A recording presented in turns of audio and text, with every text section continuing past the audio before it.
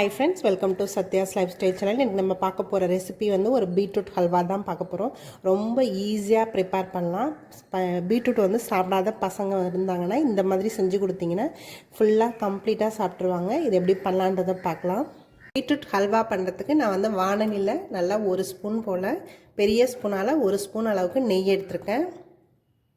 நெய் நல்லா மெல்ட் ஆகிடுச்சு. நான் வந்து முதல்ல கேஷ்யூ வந்து வறுத்து எடுத்துக்கிறேன். இந்த வறுத்த முந்திரி எல்லாத்தையும் நம்ம தனியாக எடுத்து வச்சிடலாம். இதே பேன்லேயே கொஞ்சமாக நெய் இருக்குது.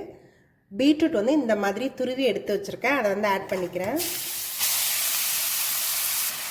இதை இந்த நெய்யிலையே நம்ம நல்லா வதக்கிக்கலாம். ஒரு 5 to 8 minutes போல் இதிலே வதக்கிக்கலாம். மீடியம் ஃப்ளேம்லேயே வச்சு பண்ணலாம்.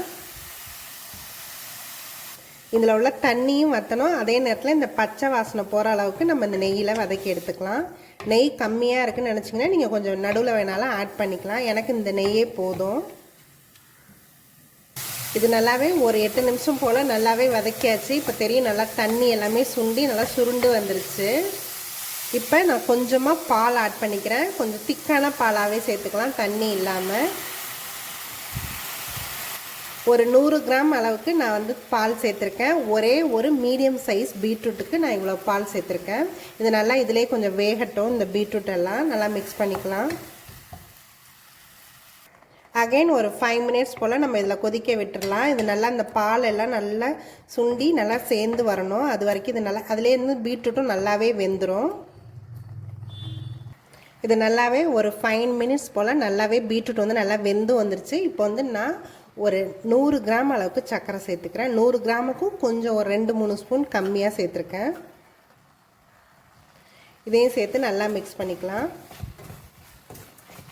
நான் ஒரு மீடியம் சைஸ் பீட்ரூட் தான் எடுத்திருந்தேன். ஸோ அதுக்கு நான் 100 கிராம் போல் சேர்த்துருக்கேன். 100 கிராம் மில்க்கும் சேர்த்துருக்கேன். கொஞ்சமாக ஏலக்காய் பொடி சேர்த்துக்கிறேன். இதையும் சேர்த்து நல்லா மிக்ஸ் பண்ணிக்கலாம். ஒரு 1/4 டீஸ்பூன் அளவுக்கு நெய் சேர்த்துக்கிறேன். மொத்தமாக இதுக்கு 2 ஸ்பூன் அளவுக்கு தான் நான் நெய் சேர்த்துருக்கேன். அதுவே இது போதும். நல்லா ஓரங்களில் உள்ளது எல்லாத்தையுமே எடுத்து விட்டு நல்லா மிக்ஸ் பண்ணிக்கலாம். இது நல்லா கெட்டியாக ஆகி வரணும். நீங்கள் வேணும்னா கூட வெள்ளை சர்க்கரையை வந்து ஒரு 50 கிராம் அளவு சேர்த்துட்டு மில்க் மை கூட சேர்த்துக்கலாம். அதுவும் டேஸ்ட் நல்லாயிருக்கும். இல்லை ஒயிட் சர்க்கரையே இல்லாமல் நாட்டு சர்க்கரை கூட சேர்த்து செய்யலாம். அதுவும் டேஸ்ட் நல்லா சூப்பராக இருக்கும்.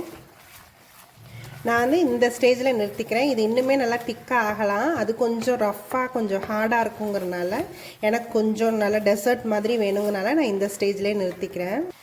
இப்போ நான் கேஷ்யூ சேர்த்துக்கிறேன். கொஞ்சமாக பிஸ்தாவும் சேர்த்துக்கிறேன். நீங்கள் எல்லா நட்ஸும் சேர்த்துக்கலாம். இப்போ பம்கின் சீட்ஸ் இதெல்லாம் இருந்ததுன்னா நெய்யில் கொஞ்சம் வறுத்துட்டு வெள்ளரி விதை எந்த நட்ஸ் வேணாலும் இதில் சேர்த்துக்கலாம். டேஸ்ட் நல்லாயிருக்கும்.